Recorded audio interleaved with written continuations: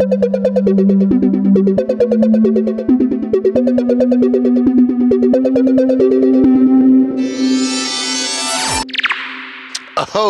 shit. It is episode 20 of the Gaming Memories podcast, the big 2-0, where I, Kid Call, your host, aka Roboclip, the blessed beat maker, and the man duly ordained by the holy triforce of gaming gods themselves. That is Miyamoto the Father, Kojima the Son, and Carmack the Holy Ghost, petitioned by them by holy decree to create the one true gaming podcast. And they instructed me how to do so is actually pretty simple. All I got to do is interview creative and interesting people about their favorite gaming memories growing up. And on this episode of the podcast, I have pop culture wizard. He's like Gandalf the Grey. Actually, he's the upgraded version. He's not Gandalf the Grey. He's when Gandalf becomes Gandalf the White. He's the upgraded wizard of pop culture, longtime video game author, multiple books, sells all over the world, has been writing about video games and pop culture for a long time. His name is Brett Weiss. I will put all the applicable links in the podcast description. You can look at BrettWeissWords.com, Brett Weiss on YouTube, Instagram, Facebook, etc.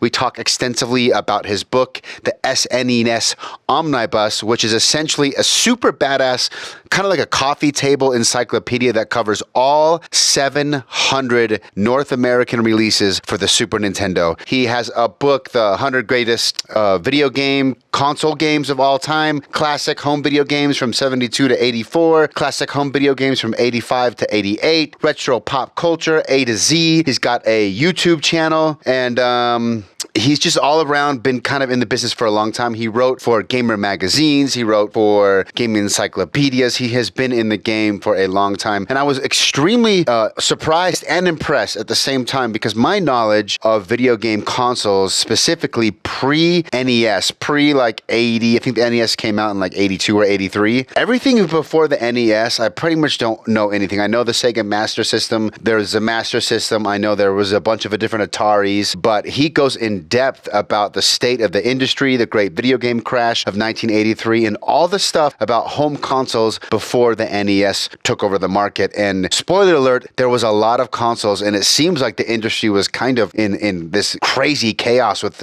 seemingly a console coming out every single month for years and years and years. So we talk a lot about old school console gaming pre-NES. We talk about his favorite games growing up, how he got into writing video games. We talk about his book, so on and so forth. It was a fantastic interview. Thank you very much, Brett, for your time.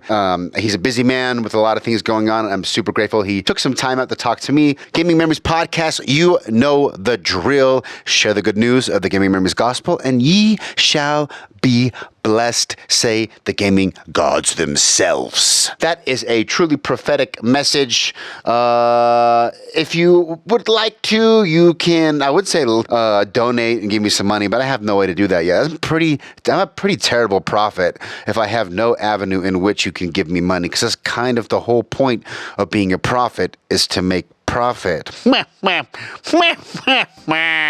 Anyway, share, like, subscribe, check out Brett online. I say these things in the name of Miyamoto the Father, Kojima the Son, and Carmack the Holy Ghost. Enjoy the show, folks.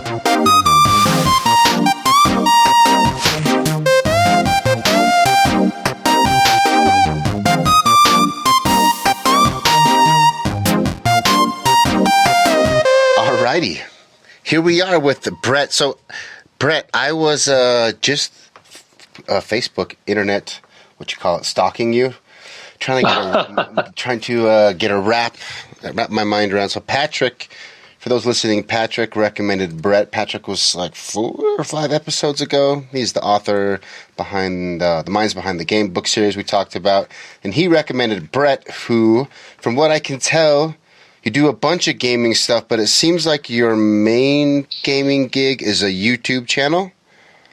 Well, that's what I've been promoting recently because that's kind of a newer thing. I've got a show called Tales from a Retro Gamer, but my main thing day in and day out is writing. I've been a professional writer since 1997, and I've written 10 books. Most of them are about video games. And but yeah, I'm a freelance writer who also does YouTube on the side. All right. What books? Hit me with some of your books. Okay, so I wrote my best-selling book is probably the 100 Greatest Console Video Games 1977 through 1987.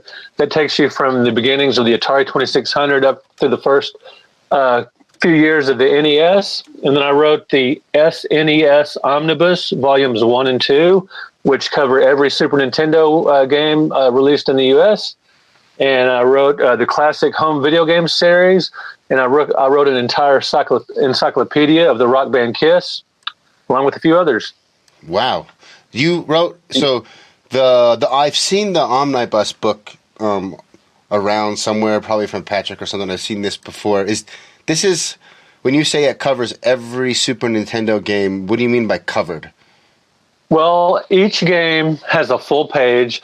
It has a write-up by me. I wrote the individual entries, just like gameplay details, some review critiques, and, little history on each game. Okay. For every game. Well, plus each game has like quotes from old magazines, like review quotes that I got from old magazines and from certain respected websites.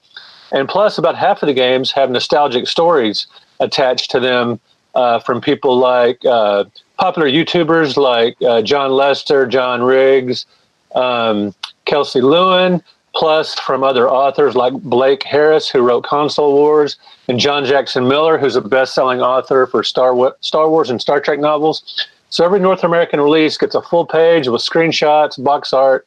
A lot of them have old ads from magazines. So these are full-color, hardcover coffee table books. And every game is treated, no matter how bad or good the game is, every game gets at least a page. So got a full reference library for the Super Nintendo in 2 volumes. How many games total were released on the Super Nintendo? There's well over 700 North American releases. Wow. And that's the same for the Genesis as well. Both of those systems have over 700 releases. So it was, the books for a long time, took a long time to write, to track down information and play and do the researching on that for over 700 games took a long time. And then to farm out the stories, the nostalgic stories. People wrote stories and submitted them to me. Just growing up playing the games. Some programmers were involved as well, like working on the games and things like that. So if you ever want to know anything about the Super Nintendo, anything and everything, the SNES Omnibus is the way to go. Yeah, I found it. It's on Amazon. It's yeah, they're actually really cheap on Amazon right now. They're huge hardcover books, and they're $50 each. But Amazon has each one of them for a little over $30 each. So Competing Works, one book like this costs $50 to $60. There's a couple of competing books like this, but the SNES Omnibus they're just $30 each. So you get 2 massive books for just a little over $30 each. Yeah, this is a great coffee. Like it's much more visual than Patrick's books. Like I've been reading through Patrick. I got his first book right after we did the podcast. But this is like a great coffee table. I love that it looks like on Amazon the inside cover has a picture from Tournament Fighters, which is it's a Turtles game that a lot of people. When I have people on, I always ask them about their favorite gaming memory or games that impacted them growing up. And when they bring up Turtles, almost everyone brings up the NES Turtles. It's like the most common one. But yeah. Tournament Fighters is one that I put a lot of time in. And it doesn't. I like that. It's like it's a good fighting game, no doubt. And it looks like each book has it's like a visual. It's a great. This is definitely if you want to look cool to your gaming friends. This is a coffee table book. They're very slick, and part of that is because they're published by Schiffer Publishing. That's a very well-respected publishing house. These aren't self-published books. They're published by Schiffer Publishing, who has been doing, pop culture books, collectible books, all kinds of, nice hardcover coffee table books for decades. Nice. And so this is, professionally published, professionally edited. These are very heavy-duty, sturdy books that are really nicely designed. And I get a lot of positive feedback on these books, and a lot of it is based on the nice design and the stories from industry people. They're called Insider Insights, and like I said, around half of the games have supplemental stories. Yeah. These are just nostalgic stories and programming stories and stuff. So they're neat books. It was a lot of fun editing the books. Like I said, I wrote the basic gameplay for each, the write-up, the sort of encyclopedia style entry for each book. Then it was a blast getting all these stories, just all these different perspectives. Yeah. I had some people in their 20s writing stories, all the way up to people in their 60s writing stories of their times with the Super Nintendo. Whether it was renting games at Blockbuster or buying them at Toys R Us, or couch co-op with their friends back in the day, all that kind of stuff. So you get a lot of nostalgia with the just the bare bones gameplay description and historical data and that kind of stuff. Nice. What? So I have to ask, after going through all this massive project, cataloging every Western release on the Super Nintendo, 700 titles. Which one stands out to you as, I guess, your favorite? Not the best game, but your favorite one out of all 700 to write in catalog. Well, I give an answer that nobody usually does. I love Mr. Do on the Super Nintendo because that was Mr. Do. It's kind of like Dig Dug. It's a maze game where you carve your own tunnels. You dig underground, carve your own tunnels and shoot monsters and drop apples on monsters and collect. You dig cherries. It's just an old school maze game, and it was an arcade classic in the early '80s. And it is a lot like Dig Dug, and unlike the arcade version, which is 2-player alternating if you have 2 players, this one has a 2-player battle mode, and so that's why I really like the Super Nintendo version. Mm-hmm. And so to give a more mainstream answer, I really love the Star Wars trilogy. I really love those games, and I absolutely love Donkey Kong Country. If I had a second favorite game, it would probably be Donkey Kong Country. We talk about Donkey Kong Country quite a bit. That one comes up a lot, and you probably know way more than me about this. Obviously, you've done a bunch of research, but I remember all of the hype behind the graphics on that game and how they were rendering basically the images on, at the time, supercomputers, compressing them down to sprites that the SNES could handle. And that was kind of like a new, when that came out, I was probably 9 or 10, people couldn't believe, wait, what? A Super Nintendo can look like this? Absolutely. It was amazing. I remember, I can't remember if it was a story somebody submitted to or somebody just telling me they remember seeing Donkey Kong Country in the store, and they just assumed there must be a new game system out, the next generation of game systems it was running on. They're like, wow, that's actually the Super Nintendo. And what I really like about Donkey Kong Country is my wife and I at the time were playing a lot of Street Fighter II Turbo on the Super Nintendo. And it was starting to get to the point where it was not a good thing. We're getting a little too competitive. Emotions were running a little high. And so we got Donkey Kong Country, which is, the 2-player cooperative. And so that really helped our marriage a lot. That's a good quote. Donkey Kong Country improved my marriage. That's a great. That's well, as a matter of fact, in the SNES Omnibus, most of the stories that people contribute were by industry people. But my wife did write a story about Donkey Kong Country, and it was all about that. It was all about how that game, was really a great 2-player, because I'm way more experienced than her with video games. And so, I was just destroying her at Street Fighter II, and that was not going over so well. And so when we started playing Donkey Kong Country, it worked out great because, I could get through some of the really difficult areas, and then she could play when she wanted to, or go back and get extra lives in the earlier levels, because that's a lot of fun. So it's a great 2-player game. You mentioned the Star Wars trilogy. I just saw an article pop up recently that I believe it's the Empire Strikes Back that was on the Super Nintendo that never came out on the Genesis because the end of that game has a section where that Mode 7 on the Super Nintendo where it's like that's what Mario Kart uses, where it looks flat. And sure. And the theory, I guess, was always growing up, the reason that game didn't get released on the Genesis is there was no way to support that Mode 7 section at the end of the game. But somebody leaked a fully functional Genesis version of that Super Nintendo game online, and the only thing that's not playable is that last level with the Mode 7. Well, I would imagine if they wanted to do it badly enough and produce it for the Genesis, they would just work around that and do something different for that level. But apparently they got all the way to the game essentially being finished, then it got scrapped and never got released, but someone leaked an old, dev version of the game, and it's fully, you can, I downloaded it and threw it in an emulator, and it totally plays. And it's incredible, all the ROMs and all the lost games that they're finding nowadays. So many, yeah. Yeah. And people are preserving them, and it's a lot more important to people than it used to be. 10, 12, 15 years ago, yes, a lot of this stuff was just staying lost, and now they're excavating a lot of it. That's something that, one of the things that stood out to me, my interview with Patrick was, I was trying to convince him to do a podcast because I just feel like his format would be great for a podcast, bringing on people and talking to him. But he said something along the lines of like, when in 50 years my book is going to matter because these things, people are going to be clamoring for any sort of historical, what's the word, like a capsule, historical records and accounts, because so many things are getting lost and people are passing away, and video games, I mean, I'm assuming you're a little bit older. It sounds like you're a little bit older than me because of the Atari stuff, so I think you got into it before I did. But when I was I was 10 when the Atari 2600 came out in 1977. So you were 10 in 77, so you're born in 67, so you're about 20. Yeah, we're about two decades apart, and I'm sure the juxtaposition of how mainstream games are now versus when you were a kid is even greater than it is for me. But games have become like this just massive, bigger than music and movies combined. I think I've seen that for sure dollar amount thrown around.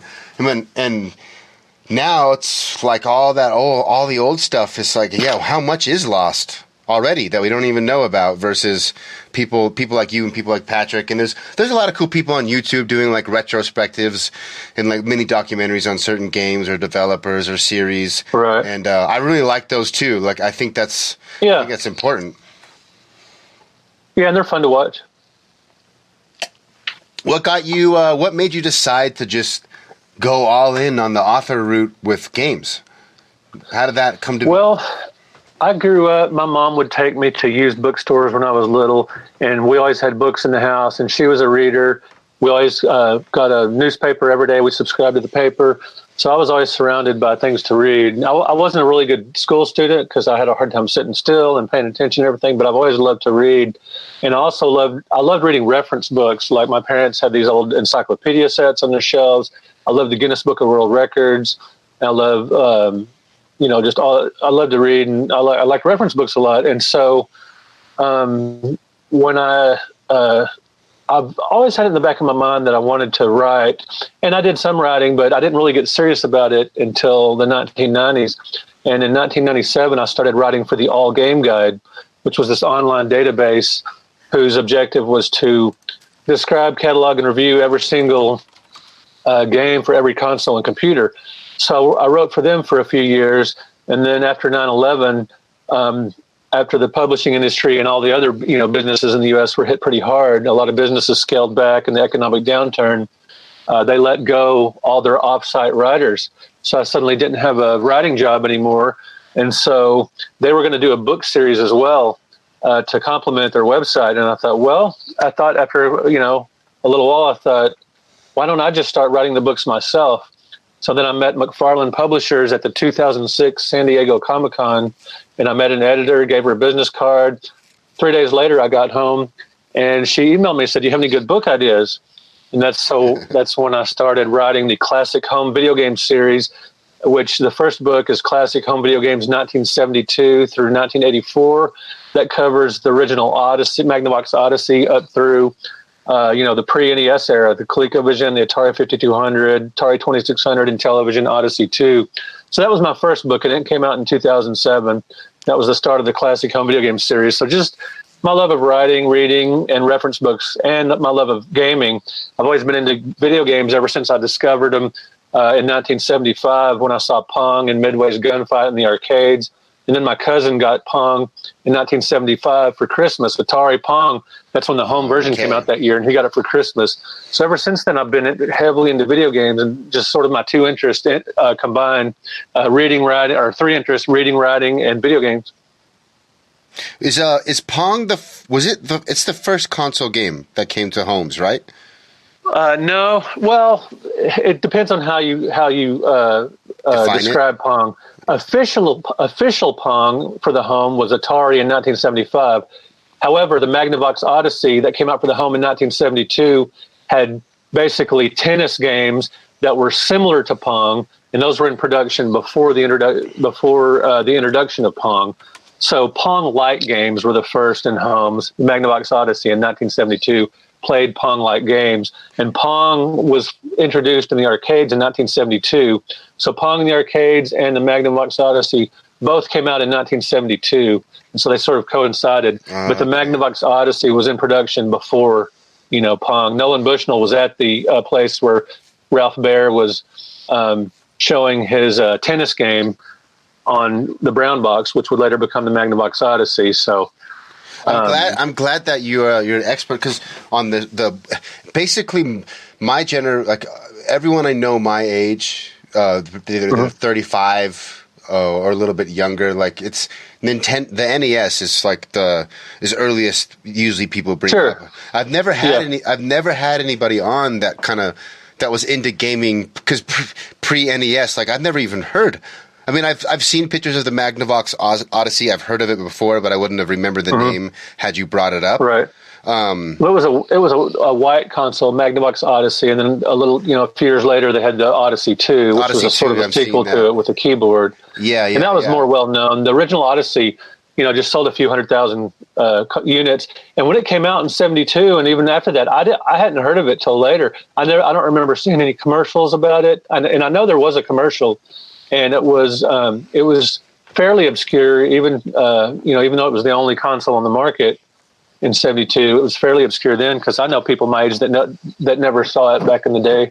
The first video game I ever remember seeing was the Pong console from Atari in '75, and then in 1976, my two best friends each had a Fairchild Channel F, and so wait, what's that? I've never heard of that. It's called a Fairchild Channel F, and it was originally called the Fairchild Video Entertainment System. I believe that was the name of it. And it came out in 1976, and it was actually the first truly, programmable cartridge-based console, predating the Atari 2600 by approximately a year. It came out in '76. It was and it's commonly known as the Fairchild Channel F. This looks awesome. It looks like it belongs in Blade Runner. I like the style. Yeah, and it looks like 8-track tapes. Yeah, this is cool. I've never heard of this. I've definitely, all the Ataris I've definitely heard about, and I kind of, as I was getting into gaming later, went back, but I've never heard of the Fairchild Channel F. So technically, well, I guess you could say in '72, the Magnavox would be the first home console, but it sounds like it wasn't. It had cartridges that plugged into it, but the first fully programmable cartridge-based console was '76, the Fairchild Channel F. Fairchild Channel F. Yeah. Dang, this is I like the game art. So it had they look like, what's interesting, they look like smaller cartridges than the NES cartridges. They look kind of skinnier. Yeah, a little smaller, a little, like, they're not as wide. So she had some friends that had the Fairchild, and then it sounds like you ended up getting one of the Ataris?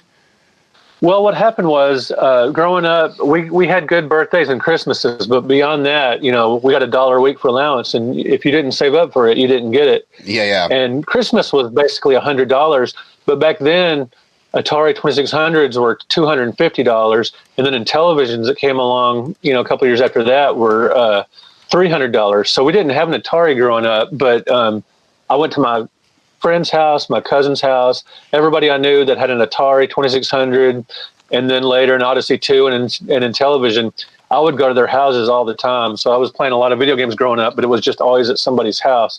I didn't have my own console until I was 15 in 1982 when I got a ColecoVision. I remember seeing the ColecoVision commercials in the summer of '82 and seeing the Donkey Kong screenshots, on TV, and just how they looked to me exactly like the arcade. And I was blown away by that. And so I kicked in $100, and my parents, AKA Santa Claus, sorry kids, kicked in $100. So I got a ColecoVision in Christmas of '82, and it came with Donkey Kong, and I got Mousetrap, and I stayed up all night long. Christmas of '82, greatest Christmas of all time, playing ColecoVision. And so, and then after that, a kid at school sold me his Atari 2600 for $10. That came with 10 games, which was really great. And that was 1983 when Atari 2600, you would see them in garage sales at this time, but getting one for $10 with 10 cartridges was a fantastic deal. He just didn't want it anymore because it wasn't the cool system anymore. As soon as the ColecoVision That's what I and was the going to ask. 5200, It seems like a lot of consoles came out in a short amount of time, because you keep rattling off all these ColecoVision and television, and this is all in between.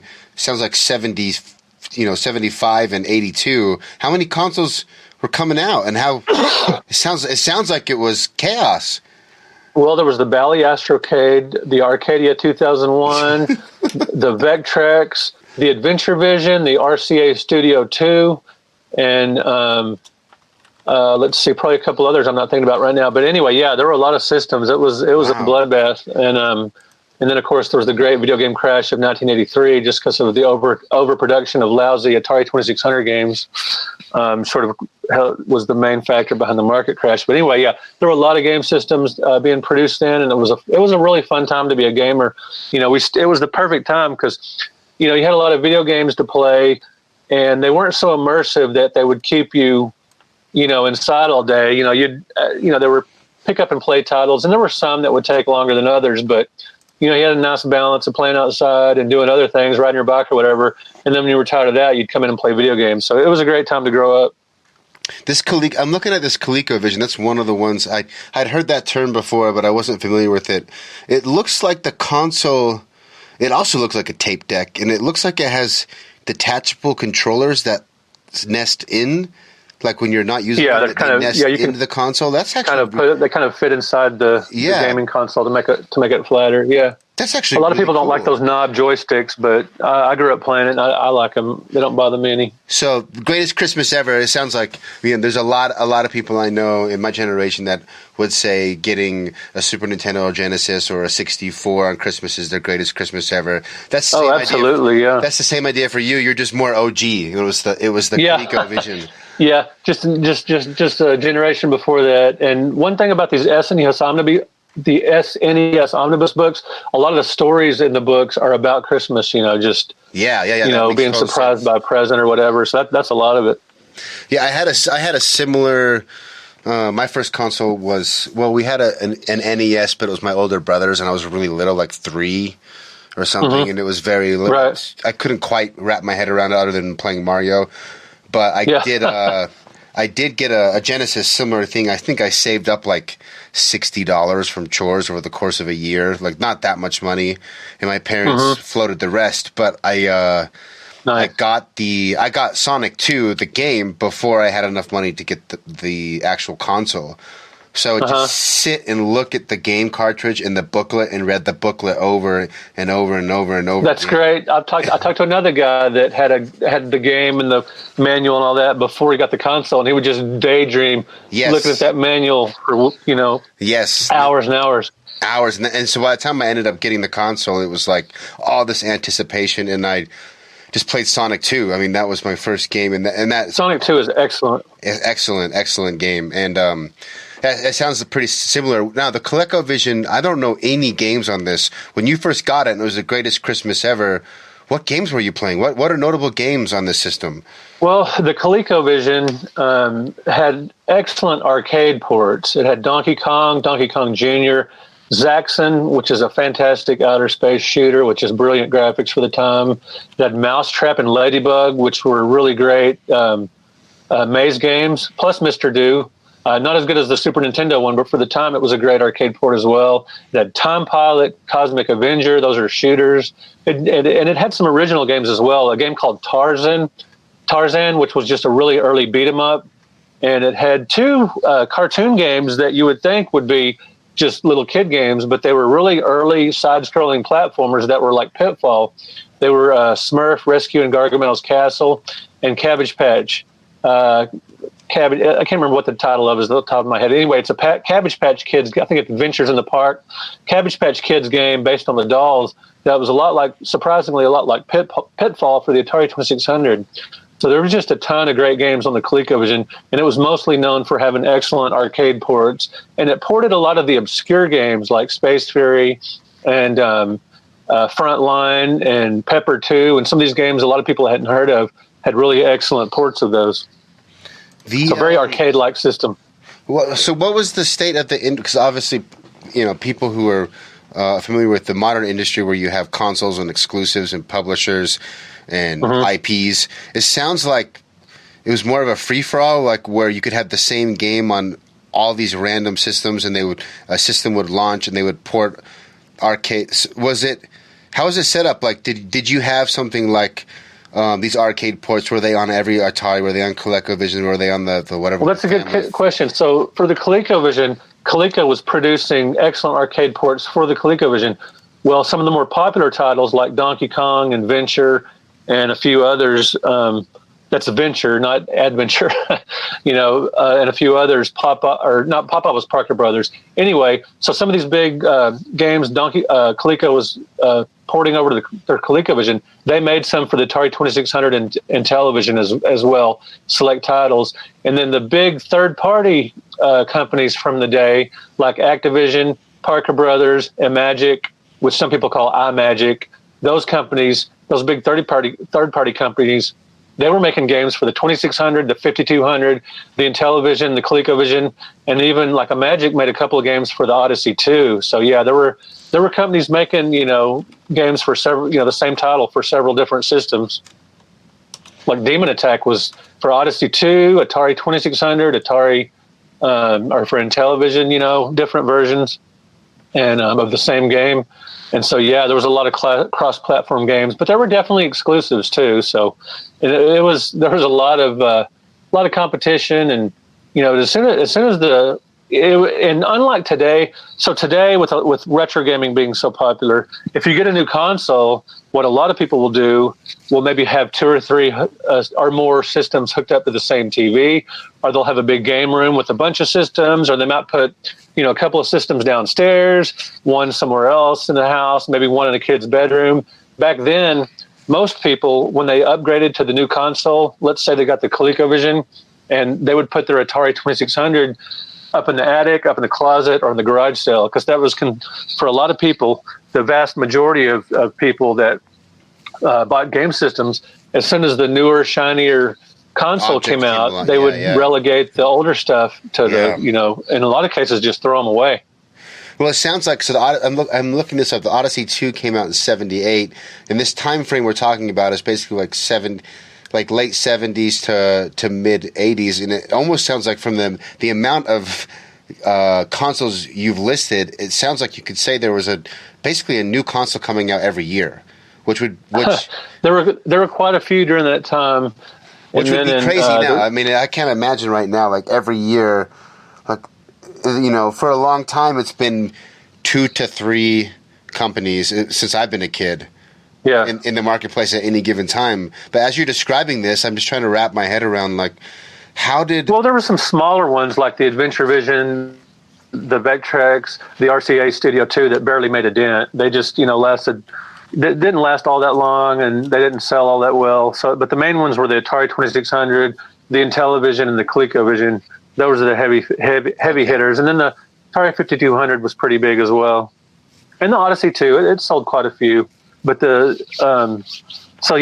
still a lot of consoles vying for competition for the marketplace for sure. And describe to me from your perspective. So you're already knee deep into games. You love games. You're an early adopter. What was it like watching the NES become like this? From what I understand, like the first, I don't know, like it took the country by storm. It seems like, and everybody knows it. The Atari 2600 was the first console that really went mainstream, and that happened in 1980 when Space Invaders was ported for it. However, the NES even was way more mainstream even than the Atari 2600, and it was test marketed in New York in 1985, and then in 1986 it was released nationwide, and it was popular in the beginning, but it really blew up in 87, 88, and 89 when Legend of Zelda and Metroid, and then in Super Mario Brothers 3, and all these big titles came out. Of course, Super Mario Brothers came out in 85. And it blew up in 86 when, the console went nationwide. And I got my NES for Christmas of '87.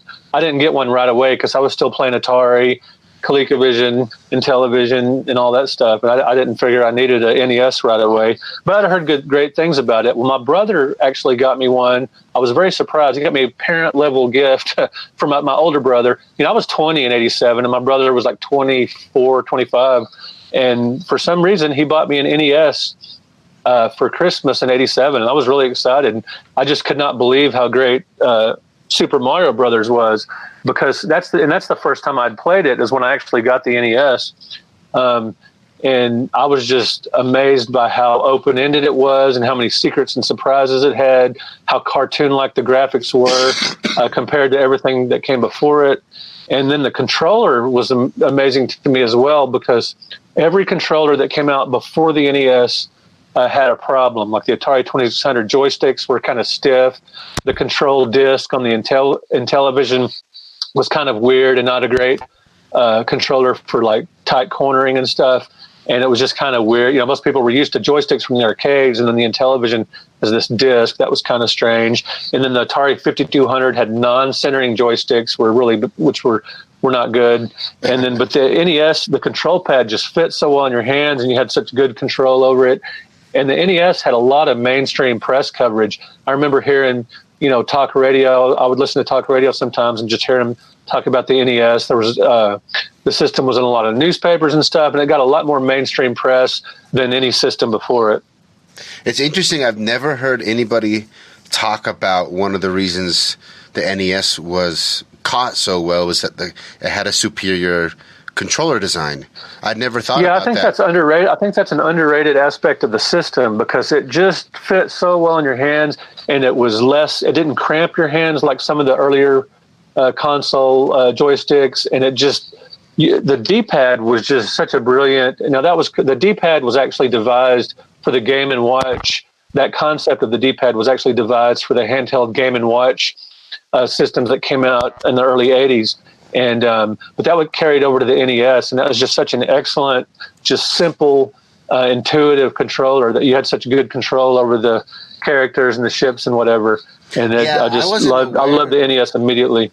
I wasn't aware that the D-pad. So as you've been talking about these consoles, I've been looking up pictures of them, and all of them generally have like a traditional arcade joystick, like a box with a button or two on it. And I can see, okay, a lot of them do, yeah. If I'm holding this small little box and my whole wrist is wrapped around, or my hand's wrapped around this, it could cramp your hand after a while. Cramp your hand up, yeah. And then I didn't realize that the D-pad was like a revolutionary thing, because for me that was the first thing I ever experienced.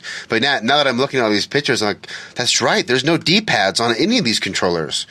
Right, and they were all different. Every system seemed to have its own different design, but a lot of them were kind of like the Odyssey 2 and the Atari 2600 had the boxy controller with the joystick and the button. And but yeah, there was flaws with every controller. There were flaws until the NES came around. That's interesting. So you're already 20 years old. Are you already? You mentioned you got a job writing for All Game Guide, right? How old were you when that started? Yeah, that was much later. That was '97, so I was 30. Okay, so you still have a decade of gaming, but you haven't decided to build your career around writing for games. Right. So in my 20s, me and my brother-in-law, we went into business together and opened a couple of comic book stores in the Fort Worth, Texas area. We sold comic books, role-playing games, science fiction stuff, baseball cards, and all kind of that. So I was into retail, and prior to that, I was a manager for Lone Star Comics, which is a comic book chain in North Texas. And so I was, I was always into geeky stuff.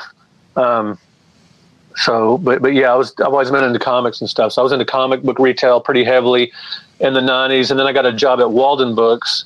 And it was in the 90s was when I really started writing. I started writing short stories for just some small press magazines and online magazines and stuff. And then I started writing for the All Game Guide in 97, 98. And yeah, when I was 31 years old. Okay, so at 20 years old, you get an NES. What games stand out to you during the NES era that maybe people? I mean, obviously there's Zeldas and the Marios, which you've talked about. Is there anything that stands out to you? That would be. I like the game called Trojan, which people kind of giggle about now since that's a name of a condom as well. But it was Trojan. Trojan. It's kind of a side-scrolling platformer / beat 'em up kind of game. Oh, this is when you also had weapons and stuff. It was a cool game.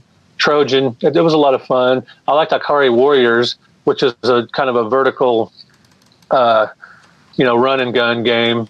That one was a lot of fun until you got stuck in it. Me and my brother-in-law played that game, 2 players simultaneous for a couple, like 3 hours one day, working our way through it. And then I got stuck behind a barrier, and you couldn't kill yourself, so we had to start over. But anyway, that was fun. And of course, I loved Castlevania. That was one of my favorites. Yes, and, that's a good one. Amazing. Yeah, and I like some of the arcade ports. I like some of the classic arcade ports for the NES, like Bump and Jump, which is a vertical racer, top-down vertical racer where you can jump and crush other cars, but also go really fast while you're racing. There was a great port of Popeye, the old school non-scrolling platformer, and of course Donkey Kong and Donkey Kong Jr. and the original Mario Brothers, not Super Mario Brothers, but just regular Mario Brothers. Love that game. So I've talked to. It comes up quite a bit that people's taste, sort of, for pop culture. It sounds like you were always into geeky stuff. You did comic books, Dungeons and Dragons, and card games, and video games, and all that.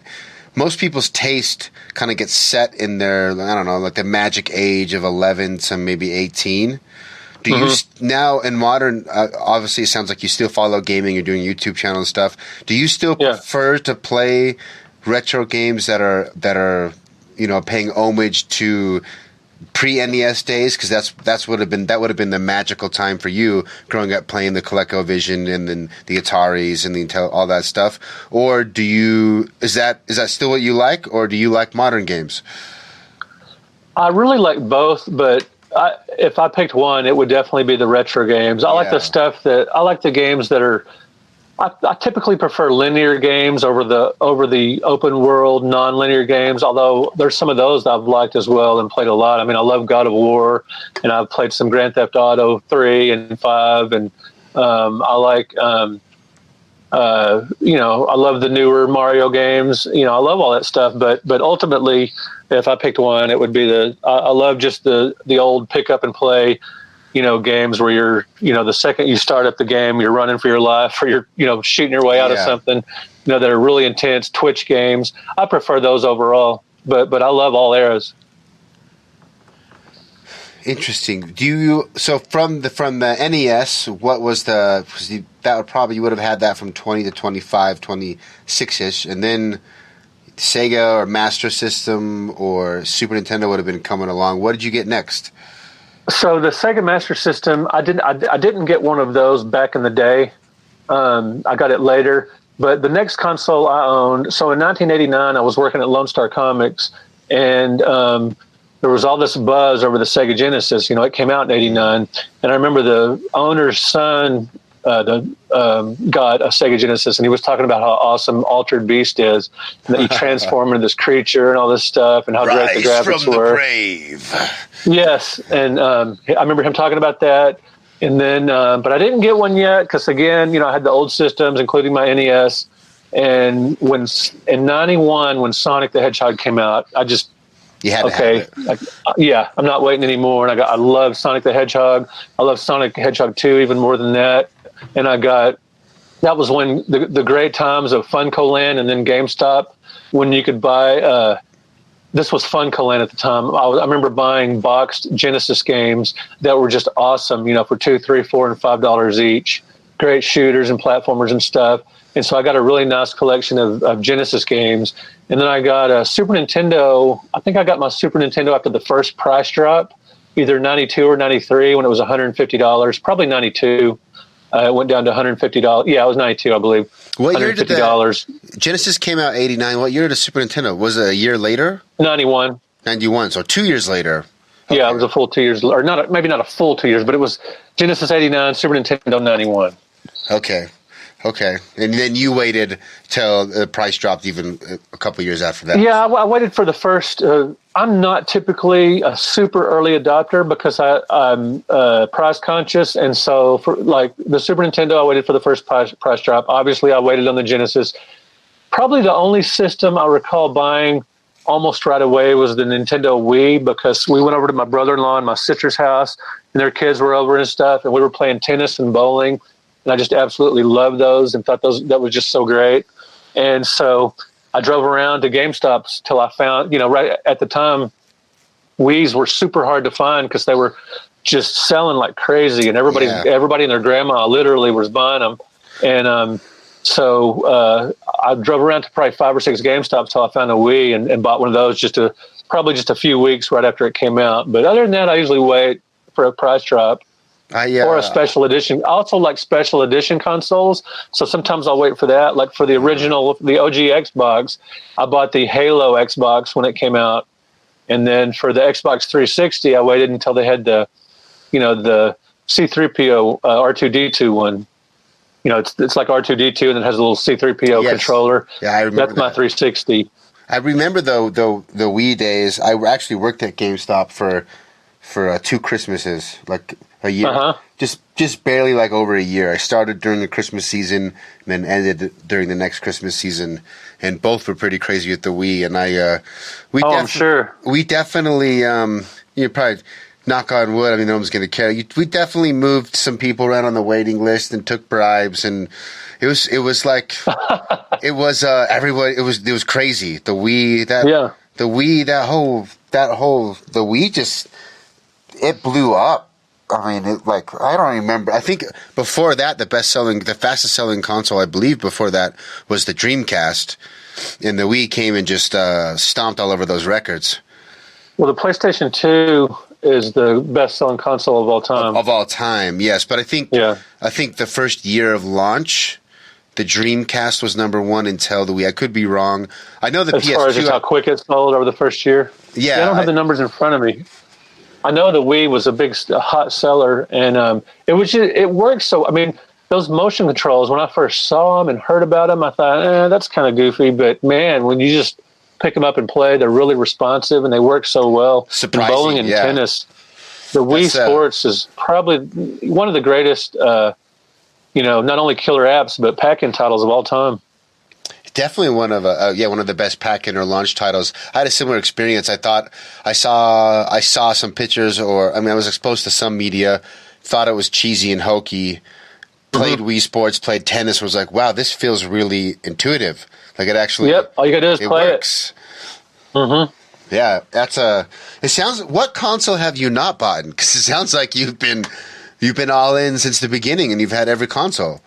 Well, I didn't buy a PlayStation 3. I got one fairly recently at a garage sale because some lady just gave it to me. But I didn't buy a PlayStation 3 because I was still throwing down on the PS2 a lot, and I just didn't feel the need to get a PS3. And, there are a few here and there that I haven't picked up. I got my Saturn much later at a pawn shop for $25. So let's see. Currently, my son has a PlayStation 4, and I have a Switch, but I don't have like an Xbox One X or that some of the newer Xboxes. Have you kept all of it? So you have a really robust collection somewhere at home? Yeah, I've got a big game room upstairs, and I've got like tables situated around the game room with all the old consoles set up. I probably have 40-something consoles set up, available, ready to play.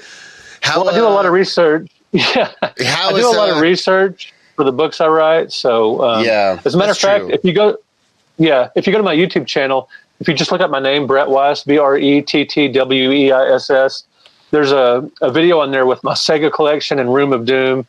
And a guy from the Sega channel came over to my house one time and filmed some of my office and game room and stuff. So you can see some of that there. And I plan at some point to do a full-on, game room walkthrough on my YouTube channel, but that'll be at some point. Oh, there it is, Sega Collection in Room of Doom.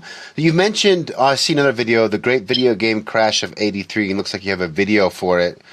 Yeah, that's a recent video I did. What is let's run the listeners through that, because I think most of my listeners come from a music background. So that's where I got my start in music, and a lot of those guys that produce music are also into gaming. Most of my guests have been musicians of varying degrees of success, some really successful, some mid-tier. I say that most of us probably are maybe 35 to 36 if I look at the stats on my podcast at the oldest. So I've never even heard of the term the Great Video Game Crash of '83. Let's walk us through that and what happened. Okay, it's pretty long and involved, but I'll give you a quick summary. In 1982, the video game market was booming, and specifically we're talking about the console market in North America. And in 1983, there was just so much stuff on the market. There was a lot of consoles, and more importantly, there was tons of what they call shovelware coming out.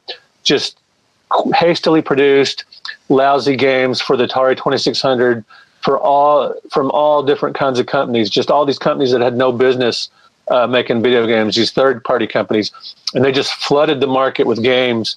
And so people would buy these $20 and $30 and $35 games or whatever and bring them home, and they would just be broken and almost unplayable with really super crude graphics, even for the Atari. And it just flooded the market, and consumers were having a hard time.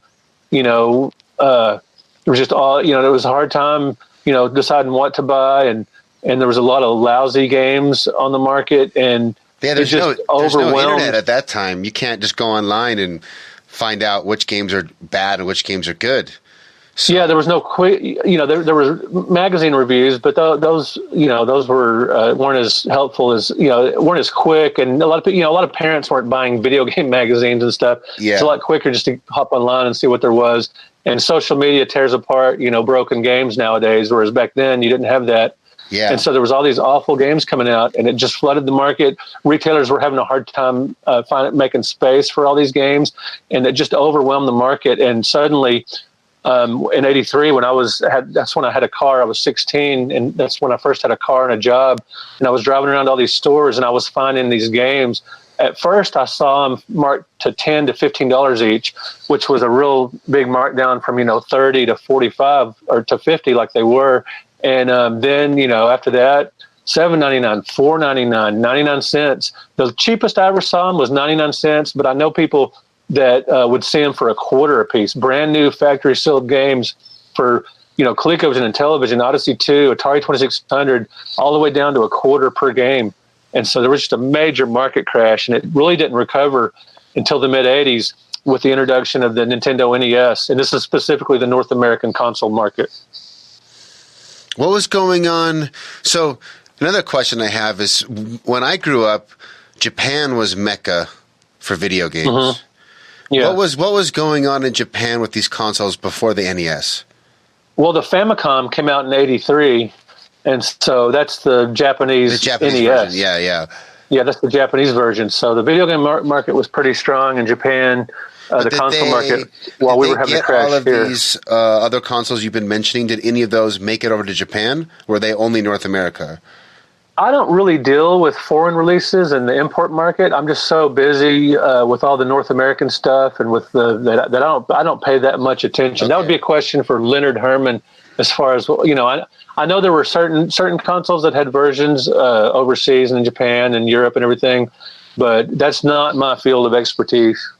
Interesting. I was just curious because I wonder if any of those early consoles, like maybe the North American consoles, planted some seeds, and then that's how the Famicom came to be, and then that ended up going back over to America and then taking North America over. And it would just be interesting because when I grew up, it was from like NES all the way until maybe the tail end of the PS2, PS3. It was like Japanese were considered better game developers by most kids, and most kids that I talked to, and kids that were into games. And then it kind of switched. But for a long time, they were. I viewed them as like the culture that birthed the video game, which I know is not true. But growing up, that's what it seemed like, because that was like Mecca. It was a robust area for gaming for sure, and it was consumers too. Just everybody. It's just considered. The Japanese definitely love their electronics for sure. Yeah. Have you ever made it out to Japan? I have not. I have a nephew that lives in Okinawa, and so I'd like to go there and then fly over to Tokyo from there or whatever. But I'd like to go someday. I've heard it's a great trip, and I watched the Metal Jesus, his trip to Japan. I watched some of that, and that looked really fun. It's But no, it's a great. I don't I like. recommend it. Go ahead. Yeah, I would imagine so. I don't like being in the plane longer than 3 hours. I just get too restless.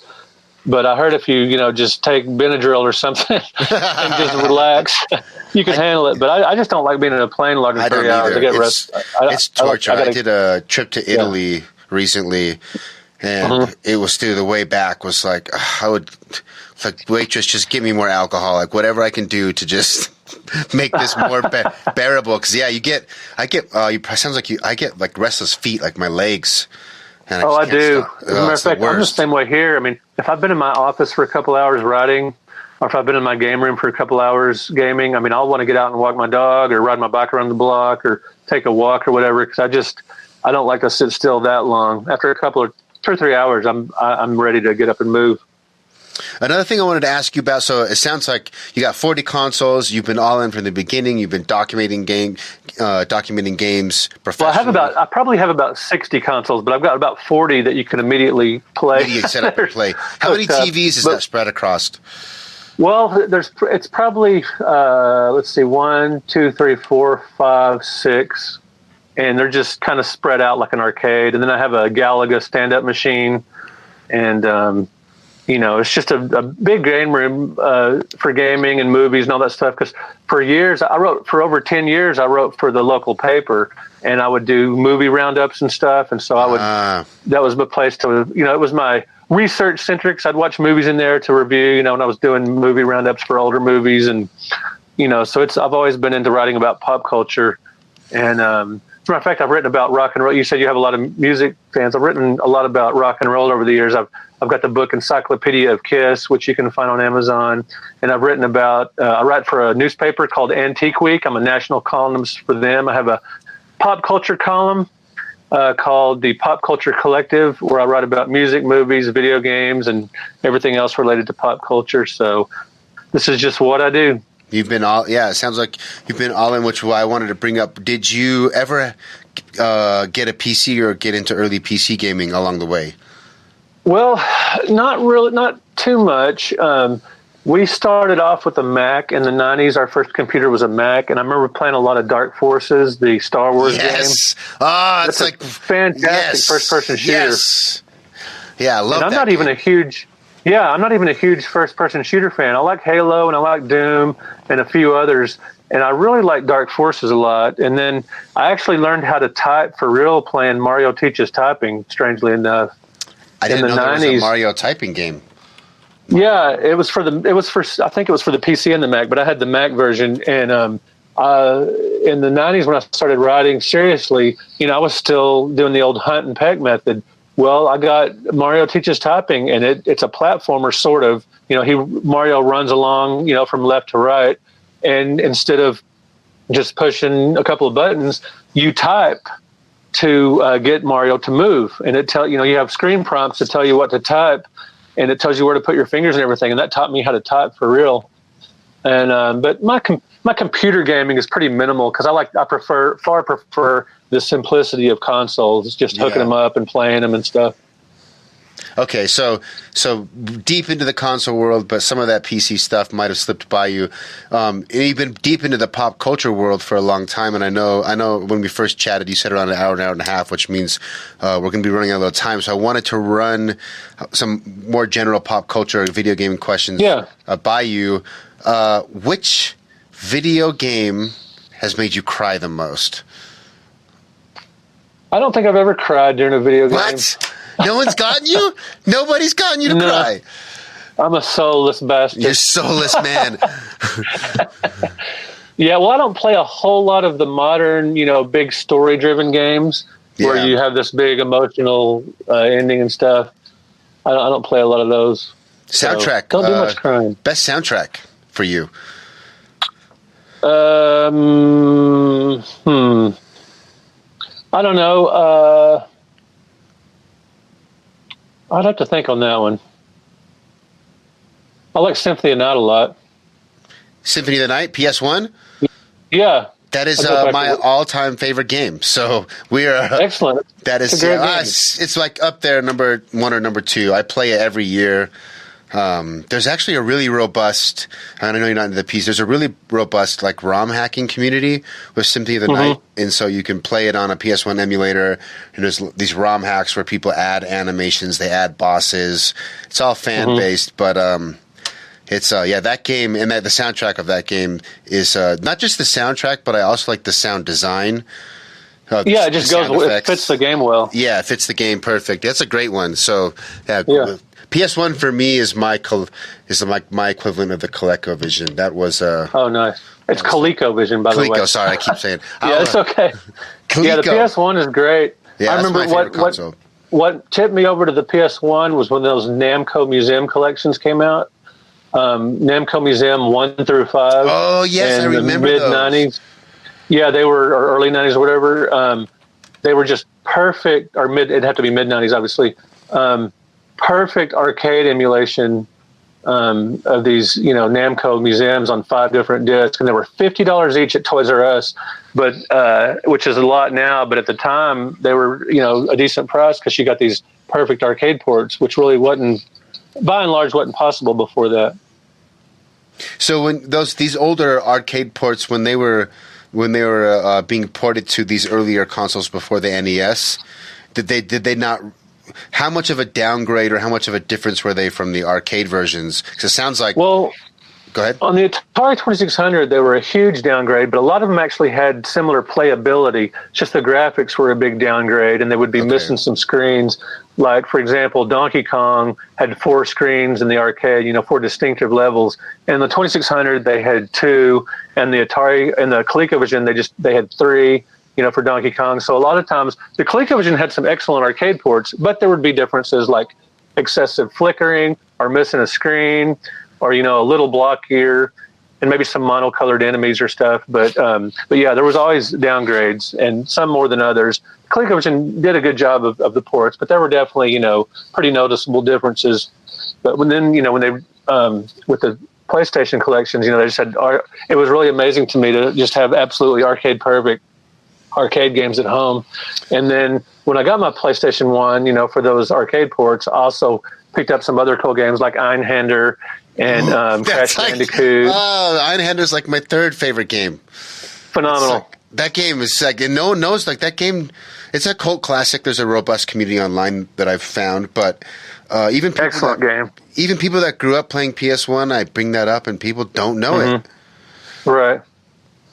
Yeah, that game is like one of my favorite. It's because Squaresoft at the time was this JRPG behemoth, and I knew them as such, and I was a big fan. And then they put out this shooter game, and I'm like, what? And I just bought it simply because it said Squaresoft on it, and I like sci-fi, and I thought the ship design looked cool, and I'm like, it's gonna be good, and it ended up. It has that mechanic where you take the weapons from the enemies. And then you swap out on the fly based on what enemies you kill and different. And that was like a mechanic I had never seen because I played like a lot of Raiden, like the top-down bullet hell games, and what's the not Galaga. People listening to call me a poser. That's that famous side-scrolling one on Genesis that everyone talks about. It's a Gary's or whatever. G-A-R-E-S. Yeah, Einhander was one that, and the bosses were amazing, and that's a great game, great pick. All right. Yeah, how old were you? So you would have been like 25, 26 when the PS1 came out? See, that was 95, wasn't it? Something like that. What was the first PS1 game you saw? What got my attention was those Namco Museum collections. I mean, that really stood out to me. But then, but I did like Crash Bandicoot. I love Crash Bandicoot a lot. And Gex, I think it was called. I like that a lot. Yes. Yeah. Gex was like the pop culture lizard, which I could see why you like. Yeah, right. Because he just has all these pop culture references as you play. Yeah. And then the Marvel fighting games I liked. Did you? I was going to bring up. So I don't know a ton about this. I've seen a few articles about, like, I think it's an Atari game. It's a infamous ET Atari game that they buried like thousands in the desert, and then someone tracked it down and found it. ET the extraterrestrial for the 2600. Yeah, Yep. give me a quick rundown of that, because I know I'm semi-aware of that game. Well, infamous for some reason. Howard Scott Warshaw just had 5 or 6 weeks to program it, and he made this elaborate adventure game, and it was unintuitive, the gameplay. It was an adventure game, and a lot of people started playing it without reading the instructions. They were falling in pits, and they'd get frustrated, and so the game didn't sell. It sold a lot of copies, but they produced way more than it sold, and so Atari had to destroy a lot of them because they just overproduced them, and it really hurt Atari. Yeah, and I guess someone found like a pile of them in some desert or some like dumps. Yeah, they did Alabagoria, New Mexico. Atari buried that game along with a bunch of others. They just they buried them in this landfill just to get rid of them. Companies will do that if they have extra product. They'll destroy them instead of flooding the market in some respects. And there's a great documentary you can watch on that. I think it's called Atari Game Over or something like that. Atari Game Over. It might have been. I think that's it. That's one of the Atari documentaries. I don't remember exactly what the landfill documentary is called, but it's one of those. Anyway, we've about hit the hour mark, which is what we had discussed. Yeah, I was going to say, is there anything else left? Last thing I wanted to ask was, like, of the modern games, which ones have given you the best memories and the best experiences? Well, for me, modern is PS2 to the current to the present. Okay. And so I really love the God of War 1 and 2. I never played God of War 3 because I think that was on the PlayStation 3. Yes. Yeah, I love the 2 God of War games. I love the 2 Maximo games on PlayStation 2. Oh, yeah. They're like, Maximo. Those are great. Third-person 3D hack and slash. I love those kind of games. So big fans of those. I love Outrun 2 on the Xbox, OG Xbox. It's a great arcade racer. And let's see, Ninja Gaiden on the Wii U is really awesome. Or Gaiden, however you pronounce that. And I keep playing, every Mario game that comes out, I'll play it all the way through, including the Switch. And let's see. I liked Spider-Man for the PS4. That was a really good game. Yeah, I just actually beat that. That's a really good game. Really good game. Yeah. I was surprised. Yeah, absolutely.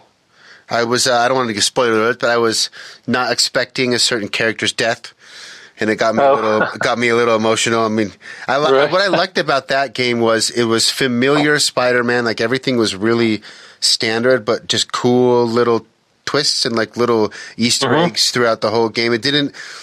I liked it because it didn't seem like they tried to like reinvent Spider-Man, but they also didn't just, it wasn't just like the same thing retread. Modern with a classic. Yes. Bent. Yeah, very cool. If you got a PS4, I would definitely recommend for your son's PS4. The newest God of War on PS4 is an absolute masterpiece. Oh, okay, yeah, I would love to check that out. Definitely check that out. Before we take off, where can people find your stuff, your YouTube channel, your books? I'll put all the links in the description, but if they're listening, where can they find you? Okay, great. So I've been recently promoting my YouTube channel because that's my newest endeavor. And if you could go to YouTube and just put in my name, Brett Weiss, BRETTWEISS, it'll be the one at the top. If you could subscribe to the channel, that would be awesome. You can find links to all my stuff, my books, my YouTube, my Facebook, my Twitter, all that at BrettWeissWords.com, BRETTWEISS words.com, and check out the SNES Omnibus on Amazon. Yeah, that's awesome. And looks like your channel's called Tales from a Retro Gamer, which I love. Yeah. I love that title. Yeah, the channel's actually called Brett Weiss, but Tales from a Retro Gamer is my heading, and those are a lot of the episodes I do are Tales from a Retro Gamer. So yeah, if you look up my name or Tales from a Retro Gamer and you'll find it. Nice. But I tell stories just about, growing up in the 70s, 80s, and 90s and playing all these games, and a lot of history, a lot of anecdotes, a lot of fun stories. Sweet, man. It's been an absolute blast. I hope you had a good time. I will put all the applicable links and stuff in the podcast description. It'll be up probably this Tuesday or the next Tuesday. I'll let you know. Anything else you want to say before you bounce? What's that? Anything else you want to say to these young millennial listeners, these that aren't OGs, from a man who's been there from the beginning? Right. Okay. Two things. Just with gaming, have fun. Just try to avoid all the drama and all the trolls. Just have fun with gaming. Play the games you like. Collect the games you like. Just have fun with it. And number two, have a little variety in your life. You know, in addition to video games, go outside, have a good time. Explore, fantasy worlds, but explore the real world as well. That's good advice, because there have been definitely periods in my life where the real world was a much lower priority than the fantasy worlds of other people, and that can get a little. That can lead you into some dark times. So I think that's just advice. Mix it up and you'll be all right. All right, man. I appreciate it. I'm gonna hit stop. Adios. And that is a riggedy rep. Next week on the podcast, just like last week, I don't know who's going to be on next week. But don't you stress my oh man, I'm having a brain fart. What's the word for the people, part of my congregation, my followers? Man, I'm blowing it on the prophet terminology today. I'm just the juices aren't flowing. Look, I can't be the medium and channel for the gaming gods 24 hours, 7 days a week. You know what? I'm also a man. I am a man. I'm not perfect, and sometimes I don't remember. But my constituents, my followers, my members, my congregation, whatever, I will not fail thee. We will definitely have someone dope for next week. I have a few people tentatively scheduled. I have some owners of some jiu-jitsu gyms, multiple jiu-jitsu gyms. I have a concept artist in Hollywood. I don't want to drop names yet because I haven't confirmed the date and times. I got a few game developers on the hook. So I got good shit coming. It's just nobody has confirmed to record this week, but I have a bunch of people who have said yes to do it sometime during the week. So I'm probably going to end up recording a handful of episodes this week, and then I'll just decide which one comes out. So either way, it's going to be good. In the meantime, like, share, comment, subscribe. You know the drill. The gaming gods will open the windows of heaven and pour blessings so much down upon thee that there shall not be room to receive it. Until then, twiddle your thumbs, don't touch yourself, and don't look at naked people online. I say these things in the name of the Father, Coach of the Son, and Karma of the Holy Ghost. Amen. See you next week.